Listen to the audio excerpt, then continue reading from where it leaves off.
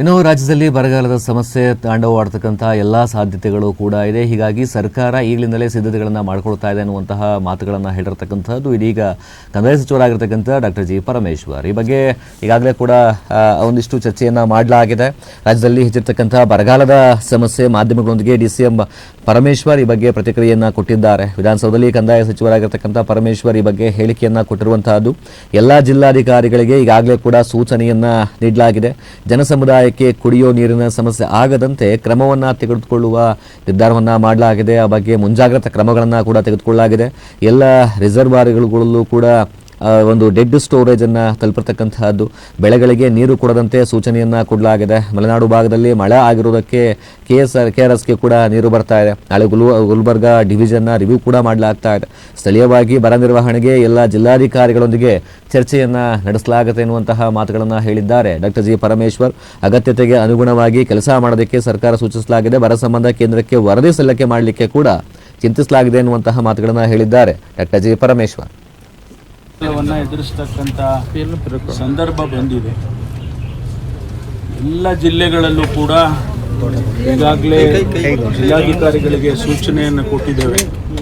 ಮಾನ್ಯ ಮುಖ್ಯಮಂತ್ರಿಗಳು ಕೂಡ ಸೂಚನೆಯನ್ನು ಕೊಟ್ಟಿದ್ದಾರೆ. ಕುಡಿಯೋ ನೀರಿಗೆ ಎಲ್ಲೆಲ್ಲಿ ಸಮಸ್ಯೆಗಳಿದ್ದಾವೆ ಅದನ್ನು ಬಗೆಹರಿಸಬೇಕು. ಮುಂದಿನ 2 ತಿಂಗಳು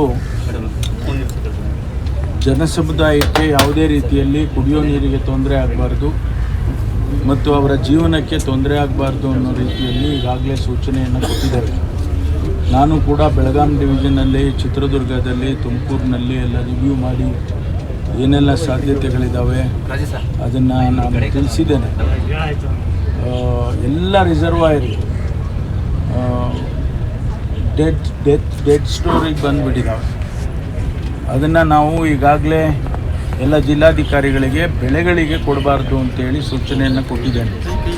ಯಾವುದೇ ಕಾರಣಕ್ಕೂ ಬೆಳೆಗಳಿಗೆ ರಿಸರ್ವಾಯರಿಂದ ಡೆಡ್ ಸ್ಟೋರೇಜ್ ಏನಿದೆ ಅದನ್ನು ಕುಡಿಯೋ ನೀರಿಗೆ ಉಪಯೋಗಿಸಬೇಕು, ಮಾತ್ರ ಬೆಳೆಗಳಿಗೆ ಕೊಡಬಾರ್ದು ಅಂತೇಳಿ ಈಗಾಗಲೇ ಸೂಚನೆಯನ್ನು ಕೊಟ್ಟಿದ್ದೇವೆ.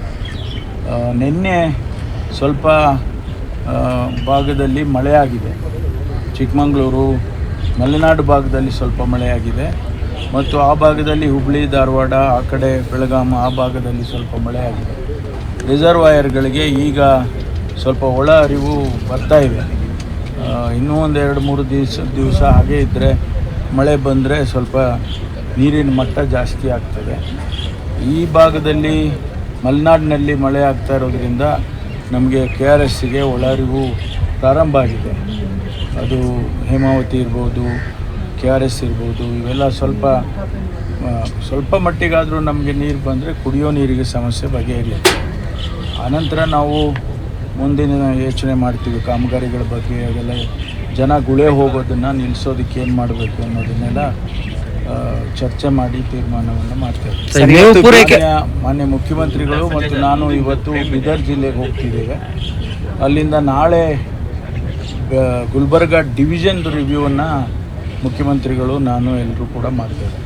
ಅಲ್ಲಿ ಏನು ಪರಿಸ್ಥಿತಿ ಇದೆ ಅದನ್ನು ನೋಡಿಕೊಂಡು ಸೂಚನೆಗಳನ್ನು ಕೊಟ್ಬಿಟ್ಟು ಬರ್ತೇವೆ. ಸರ್, ಕುಡಿಯೋ ನೀರು ಪೂರೈಕೆ ಮತ್ತು ಮೇವು ಪೂರೈಕೆಗೆ ಸಂಬಂಧಪಟ್ಟಂತೆ ಏನು ಆ್ಯಕ್ಷನ್ ಆಗಿದೆ? ಈಗಾಗಲೇ ಮೇವು ಕಿಟ್ಸನ್ನು ಕೊಡೋವಂಥದ್ದನ್ನು ಕೂಡ ಕೊಟ್ಟಿದ್ದೇವೆ. ಎಲ್ಲೆಲ್ಲಿ ಒಂದಿಷ್ಟು ಬೋರ್ವೆಲ್ಗಳು, ನೀರಾವರಿ ಇದೆ ಅಲ್ಲಿ ಬೆಳಿಬೇಕು ಅಂಥೇಳಿ ಆ ಕಿಟ್ಸನ್ನು ಪ್ರತಿ ಸಾರಿ ಬರಗಾಲ ಬಂದ ಸಂದರ್ಭದಲ್ಲಿ ಕೊಡ್ತೇವೆ.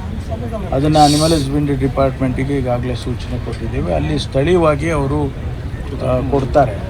ಅದನ್ನು ಬೆಳೆದ್ರೆ ಆ ರೈತರಿಗಾದರೂ ಆಗುತ್ತೆ, ಸ್ವಂತಕ್ಕಾದರೂ ಆದರೆ ಅಷ್ಟರ ಮಟ್ಟಿಗೆ ನಮಗೆ ಪ್ರೆಷರ್ ಕಡಿಮೆ ಆಗ್ತದೆ.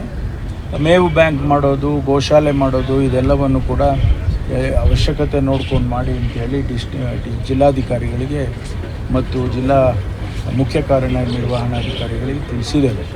ಅದನ್ನು ಭಾಳ ಕಷ್ಟದಿಂದ ಇವತ್ತು ನಾವು ಇದನ್ನು ಎದುರಿಸಬೇಕಾಗ್ತದೆ. ಅದನ್ನು ಸರ್ಕಾರ ಅದಕ್ಕೆ ತಯಾರು ಮಾಡ್ಕೊಳ್ತಾ ಇದೆ.